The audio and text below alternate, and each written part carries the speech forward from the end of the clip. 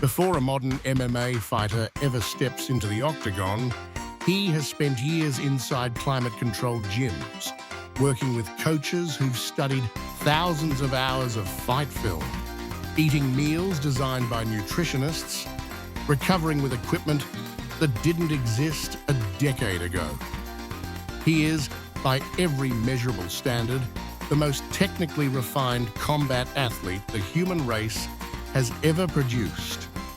A Viking warrior spent those same years rowing through storms that swallowed ships whole, dragging iron across frozen ground, eating whatever the land offered, and going without when it didn't. No coach, no recovery protocol, no rulebook.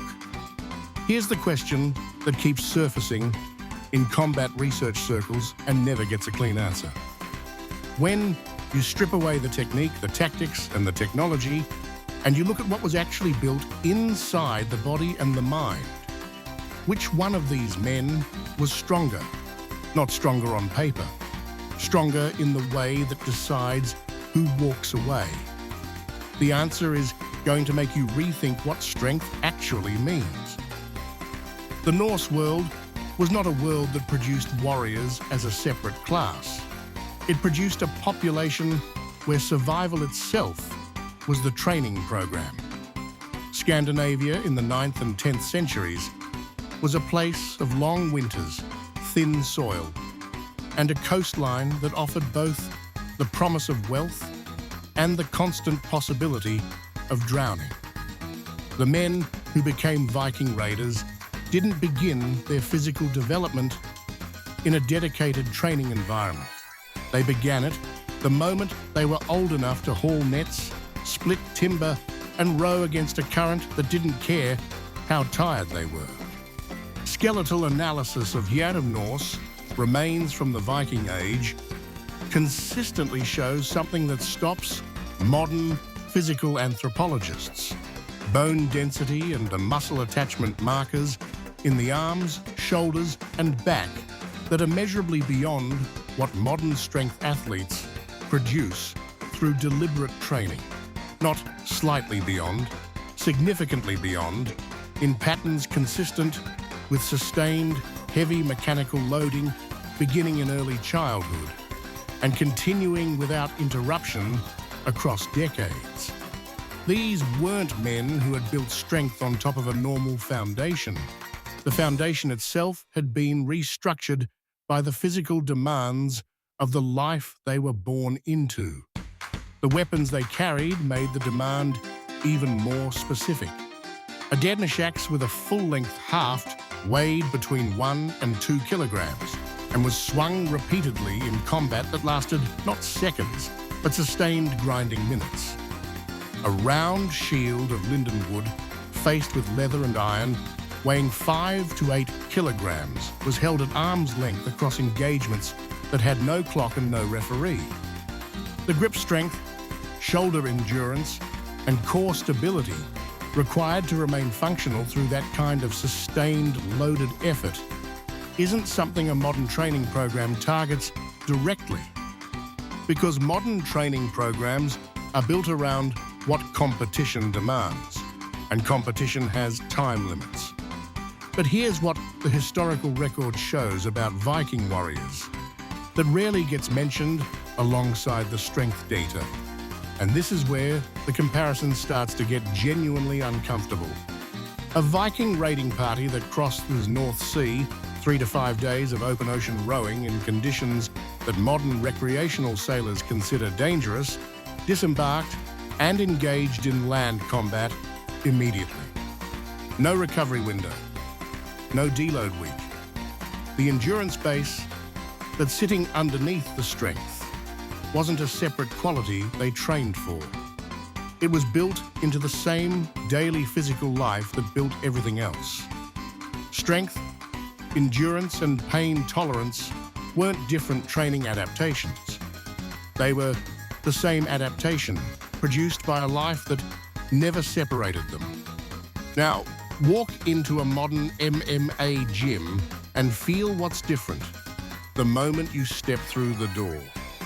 The modern mixed martial artist is the product of a revolution in combat sports that began in the early 1990s and hasn't stopped refining itself since. Before the UFC formalized the question of which martial art was most effective in a real fight, combat sports existed in separate technical silos. Boxers who couldn't grapple, grapplers who couldn't strike, wrestlers who'd never been punched.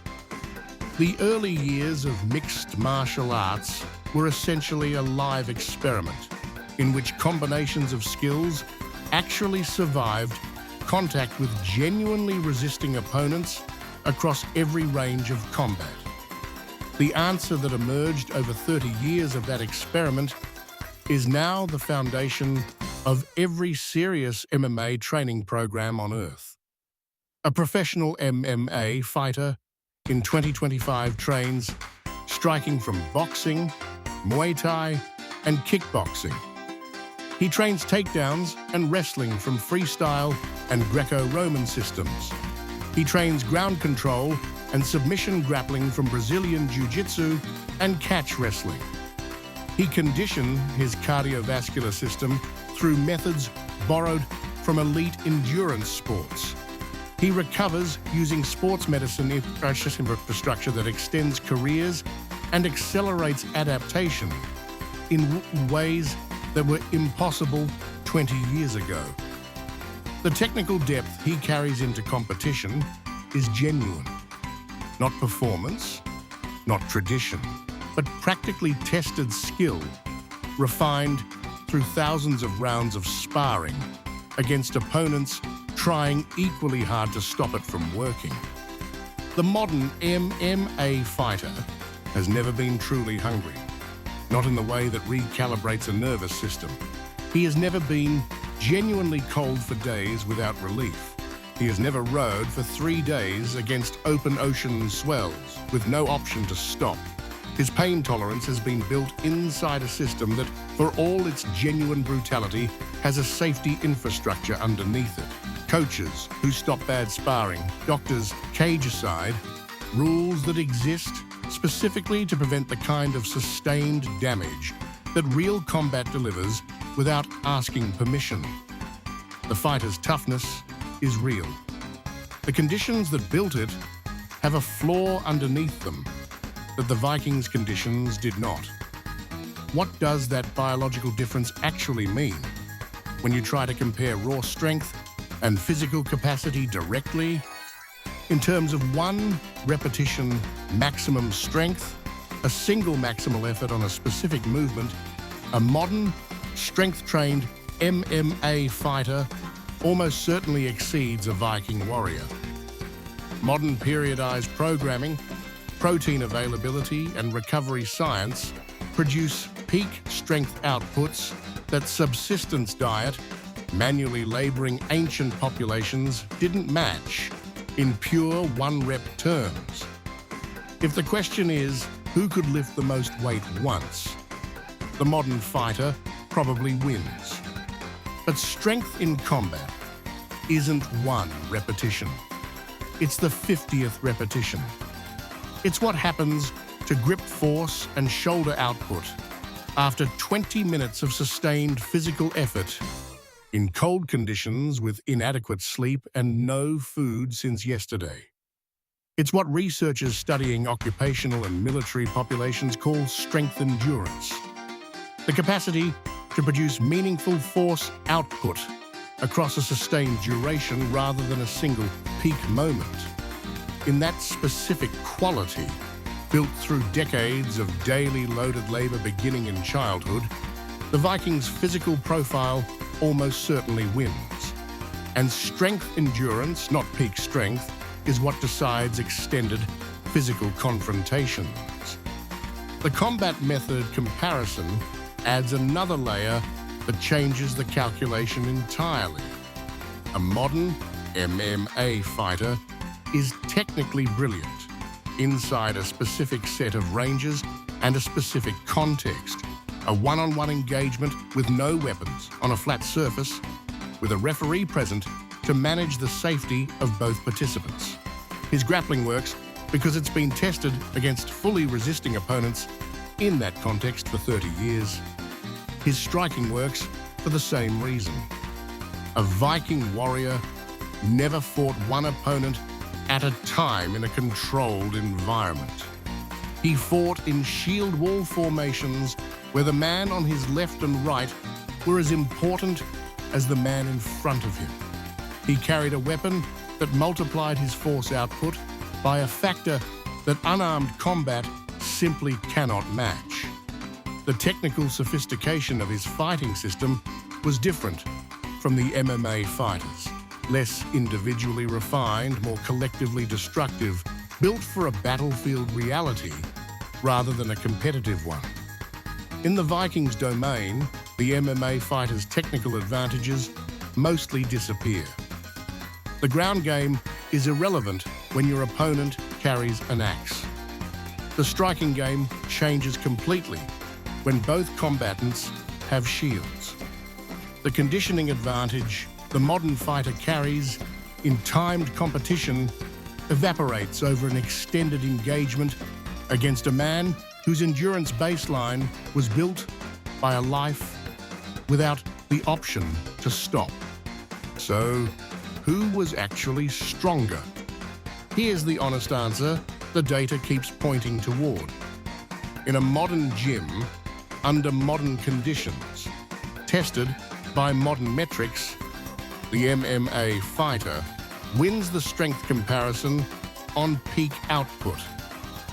On a beach in 9th century Northumbria, after 3 days at sea, in cold wind, carrying weapons with nothing on the line except whether you lived through the next 10 minutes, the Vikings' physical infrastructure was built for exactly that scenario, in a way that no amount of sophisticated modern training fully replicates. Because modern training is built around what competition demands, and competition has a clock and a referee and a way out. What the MMA fighter represents is the absolute ceiling of what deliberate, scientific, technically refined training can produce in a human body within a safe and structured environment. What the Viking represents is something different and older. The physical product of a life that never separated training from living, never distinguished between the gym and the world, never put a flaw under the hardship because the hardship was simply what the world was. Both of those things are genuine forms of strength. They were built for different purposes, tested in different domains, and measured by standards that don't fully translate across the 20 centuries between them. But there is one question worth carrying out of this comparison, and into whatever you do with your own body. The Viking didn't build what he built by optimizing. He built it by living inside the full weight of his environment without a safety net underneath him. Modern training gives us extraordinary tools for building the ceiling higher. What it doesn't always give us is the flawless version, the adaptation that only comes from genuine exposure to conditions that don't ask how you're feeling first. The strongest version of a human being has probably always been somewhere between those two things. Scientific enough to optimize, honest enough to stop protecting themselves from the condition that built the ones we still can't stop talking about 1,000 years later.